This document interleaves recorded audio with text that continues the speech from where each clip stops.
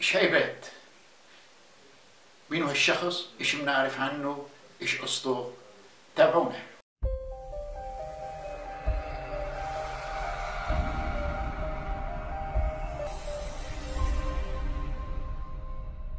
السلام عليكم ورحمة الله وبركاته.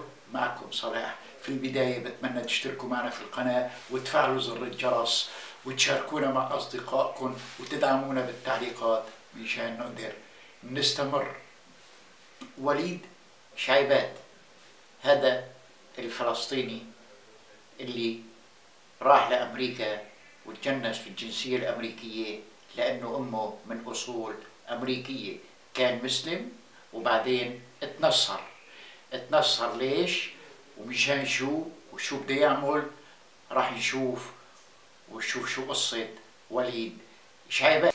طبعا من هالنوعيات كثيرة، بس المثير في الموضوع انه CNN الشبكة الامريكية ساوت تقرير عنه، ومعد التقرير استغرب في امره. ليش ما في عنده تصاريح ضريبية؟ موضوع الضريبة في امريكا والاقرار الضريبي والدخل وجمع التبرعات وين تنصرف التبرعات موضوع دقيق جدا جدا، بس هذا الانسان وكالة الامن القومي بتغاضي عنه.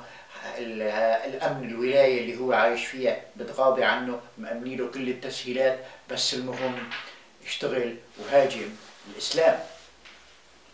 طبعا 2 شباب من المدافعين والمكافحين عن الاسلام، الاستاذ محمود داوود والاستاذ معاذ عليان، في برنامج قرار ازالة بقناة صفا قاموا بترجمة التقرير ومشكورين شكرا جزيلا. هلا راح نعرض لكم التقرير ونشوف لوين وصل الانحطاط، لوين وصل الدياسة، لوين وصل قلة الشرف، لوين وصلت الخيانة. طبعا وكون هذا فلسطيني لا يعني انه الشعب الفلسطيني هيك، لا، كل بيت فيه بلوعة، كل شارع فيه مجاري. فهذا اذا كان انسان طلع شذ عن القاعدة، شذ عن الأصول، فهذا لا يؤثر على الإسلام شيء، والإسلام ما بحاجة لهيك وخم.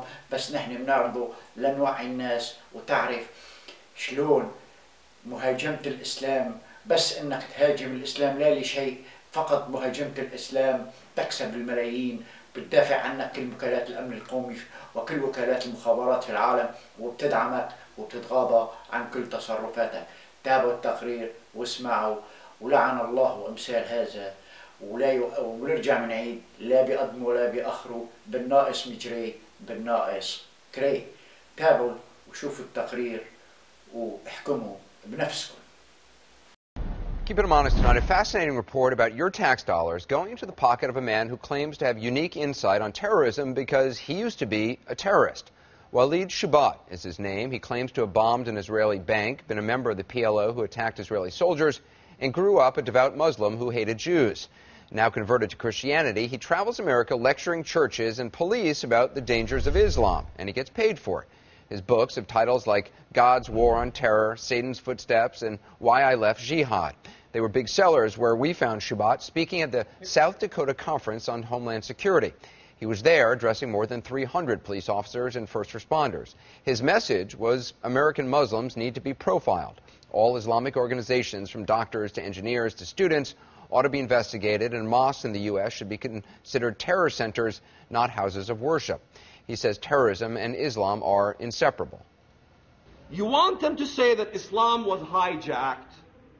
It was not hijacked. Islam is Islam is Islam. Well, full disclosure, at one time or another, CNN and other networks have turned to Shubat for his perspective on the war on terror, an apparent look from the inside. But keeping him honest tonight, we're discovering that Walid Shubat's story just doesn't seem to add up. Here's CNN's Drew Griffin of CNN's Special Investigations Unit. I think we are at war with Islamic fundamentalism and Islamism, which stems from Islam. You know, no historian can deny that Islamists basically invaded Christendom. Walid Shubat's message is the epitome of good versus evil.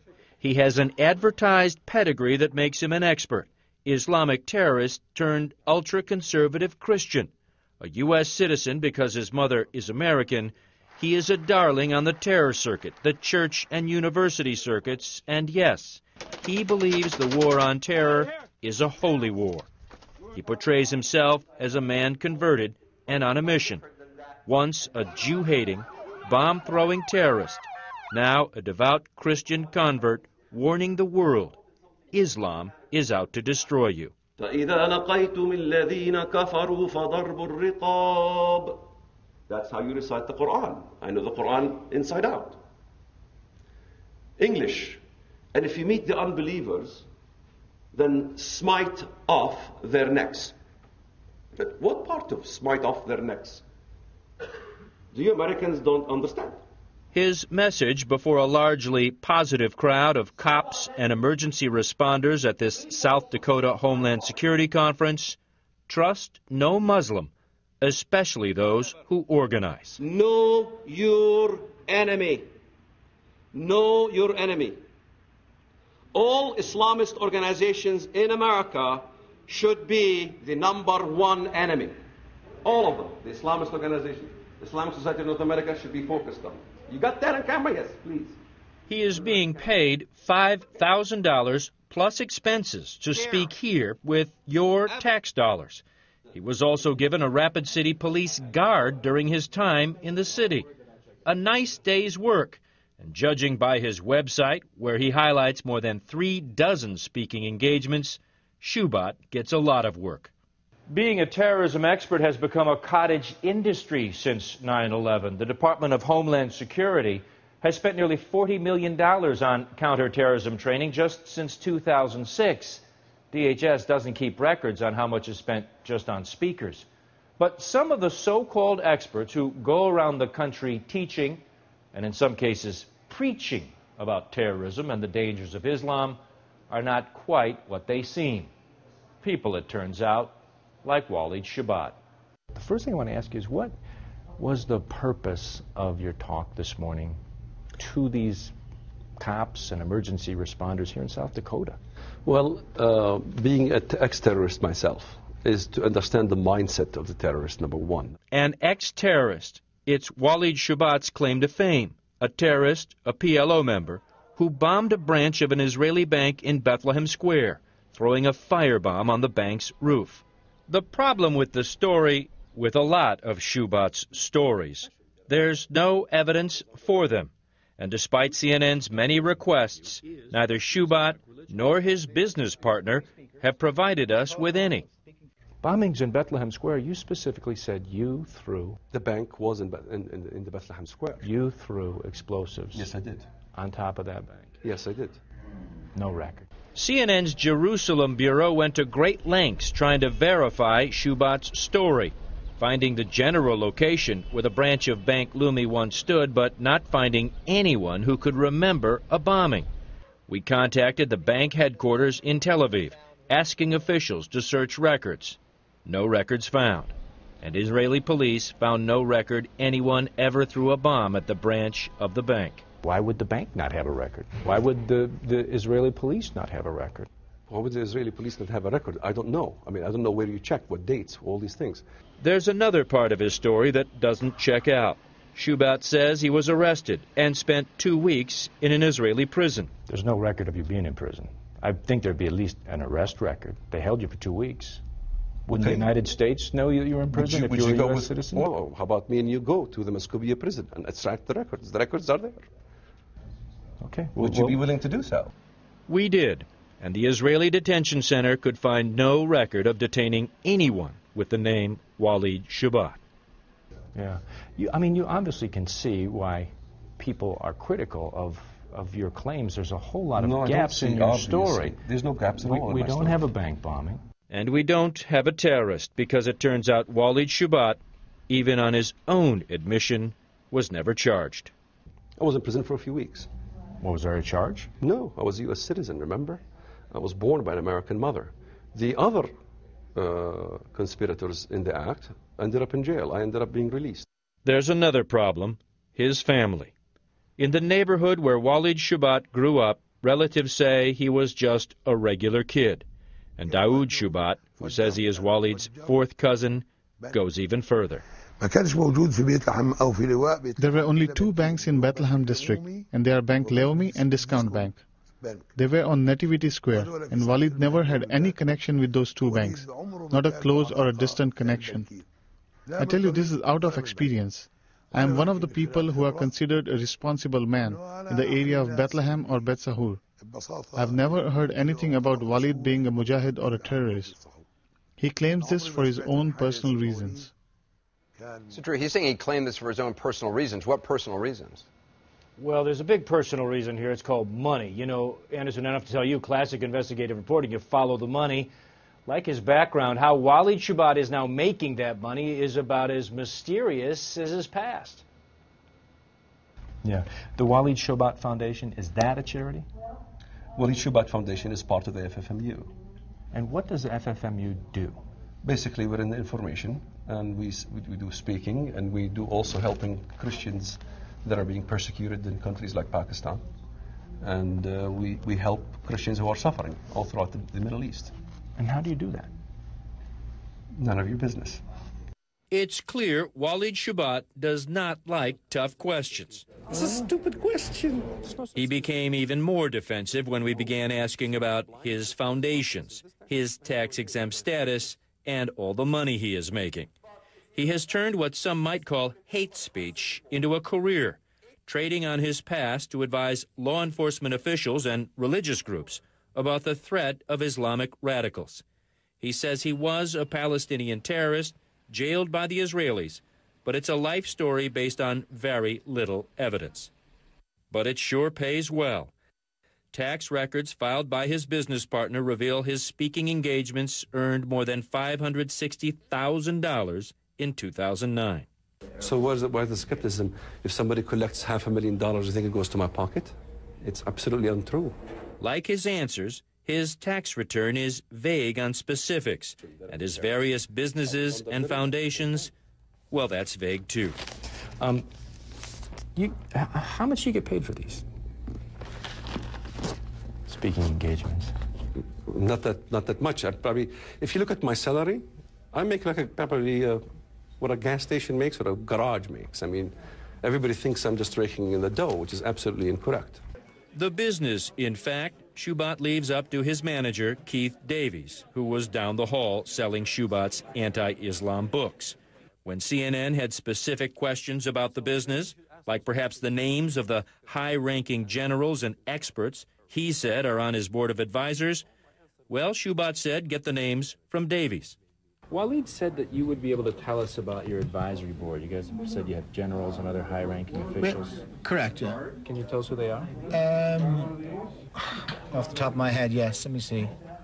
I'm trying to think. The name's gone blank. They'll come back to me in a second. Major General I can't remember his name. There's a three-star general of the Air Force, Irish name, Thomas. I usually know these off by heart and straight up. Davies did come up with one name, a pilot, but no contact details despite repeated requests from CNN. We made calls to the individual anyway, but he never called us back. The group's public tax forms lists only Davies and a real estate developer as board members, both with the same address. Shoebat and Davies run several foundations and 3 websites that are all linked. A confusing model, considering the group's tax returns for the past 4 years contain very little information. In fact, while Shoebat has a foundation bearing his name, no tax forms could be found on public sites. Davies said they are merged together. The other question Walid said I should ask you is about the money. We won't. You don't ask anybody else here about the money. Well, you have all these foundations, and I'm trying to find out where this money goes in terms of charity. What is the foundation? Well, most of the money is used to help persecuted Christians in the Middle East that the media doesn't want to talk about. I'll talk about it if you can give me any information about. Yeah, we have a website that you can have all the information about what we do on our website. It's rescuechristians.org. I read that. It's very unspecific as to what exactly is going on, where the money is going. Keith, I got to ask you, because I do a lot of this type of reporting on charities, organizations that collect money for various funds. everything is not very transparent. Are you running a scam here? Oh, absolutely, a big scam. I'm not answering more questions. You're trying to scam us all the time. We are a very legitimate organization. We've been around for 8 years, where we 6 or 7 years, Forum for Middle Eastern Understanding files with the IRS, and you can have a look at the forms. I can even send you a copy of the tax returns if you want. He never did, but we found some on other websites. The money is coming from universities and churches and from your tax dollars. Some of his appearances are paid out of Homeland Security grants. The DHS in South Dakota told us Shubat was paid $5,000 plus expenses to speak at this event, and he was given security. But Shubat told us, No, there's no expenses they paid. The hotel I pay myself. The hotel I paid today myself. the bigger question may be why Walid Shubat is in South Dakota teaching a bunch of cops about Islamic terrorists, a state that has so few Muslims. The local newspaper here in Rapid City says only a couple of dozen live here year-round. Jim Carpenter is South Dakota's Homeland Security Director. What was the point of bringing him here? I think he brings a point of view that certainly is not necessarily mainstream. It's not a South Dakota-based point of view. He brings in commentary about living and being raised as a Muslim and then converting over to Christianity. So why would someone's religious conversion be important to a Homeland Security conference in Rapid City, South Dakota? You know, I really couldn't figure that out, and based on further questions, I really didn't get a good answer from Jim Carpenter with the South Dakota Department of Homeland Security. The Federal Department of Homeland Security, Anderson, we went to, trying to find out if they do any vetting of speakers, if they had any idea about Shubat, if anyone in the federal government did what we have done, try to check out all his claims. Well, what we got from Homeland Security was a statement that said if states use DHS grants for speakers, it's up to the states to vet them. We also got this: if training programs do not meet these standards, DHS standards, corrective action will be taken. We have not and will not tolerate training programs, says the DHS, or any DHS-supported program that rely on racial or ethnic profiling. Anderson, based on the 3 sessions we sat in on with Walid Shubat and our interview with him, we can tell you he does advocate profiling and flatly being suspicious of anybody who's a Muslim. And his reaction to you kind of turned ugly. Yeah, it sure did. Not just him, too. South Dakota's Homeland Security people, they actually tried to keep us out of the conference. We got in only after they had to call the governor's office. As for Shubat, he did get testy. Later sessions, after that interview, he began attacking the media, specifically CNN, for doubting his story. He has since accused us, and you, Anderson, of being used by the Council on American Islamic Relations, even suggesting that group was the primary source for our reporting, which, of course, is not true. And it's interesting. I mean, if somebody's running a legitimate foundation that's tax-exempt and stuff, I mean, usually they're very willing to be transparent and willing to give documents and stuff. It sounds like those guys were saying, oh, yeah, we'll send you these documents, and then nothing shows up. No, and it's all wrapped in this secrecy and security. They're under the impression we're asking for the names of some Christian families in the Middle East that are being persecuted. We're not. We're just trying to figure out where is the money going, because we cannot find out where this money is going. Well, it's also interesting in your piece, because Shubat said, oh, well, this foundation is part of this other thing, and it pays for speaking and teaching, which basically is what he does, and also helping Christians. The other guy said it mainly goes to helping Christians, and yet again, no details. And I think you could see from the reporting, we couldn't get a straight answer about anything from just about anybody. That reporting continued in our various emails and contacts with these fellas after that. It was just a very confusing, and in the past when we've done reporting like this, the more confusing, the less transparent things are, the more questions need. وهي قصة وليد شعيبات، شلون بده يحارب الإسلام، شلون بده يتنكر لأصوله، كل هذا في سبيل المال. ومثل ما حكينا الأدهى والألكى سكوت السلطات الأمريكية عليه. وفي النهاية بتمنى ما يكون نسيتوا الاشتراك وتفعيل زر الجرس. والسلام عليكم ورحمة الله وبركاته.